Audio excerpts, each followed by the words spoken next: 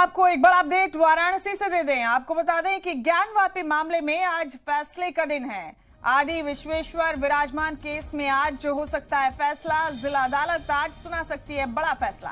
Case की एलियत को लेकर आज आ सकता है बड़ा फैसला। मामले में दोनों फरीक की पूरी हो चुकी है बहस। आपको बता दें कि विश्व वैदिक सनातन संघ के जितेंद्र सिंह बिसेन ने इस सिलसिले में अर्जी दाखिल की है।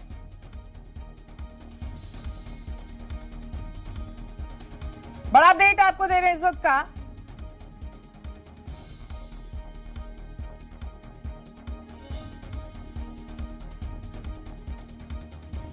बड़ा फैसला आ सकता है। इस मामले में दोनों फरीक की बहस पूरी हो चुकी है। विश्व वैदिक सनातन संघ के जितेंद्र सिंह बिसेन ने इस मामले में अर्जी दाखिल की है।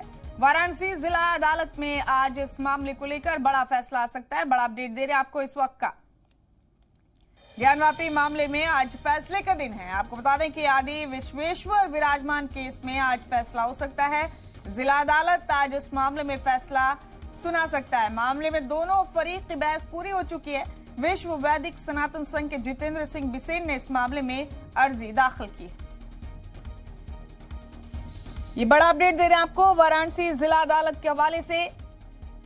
आज बड़ा दिन है। आज वाराणसी जिला अदालत पर सबकी निगाहें। आपको बता दें कि इस मामले में अर्जी दाखिल की गई है।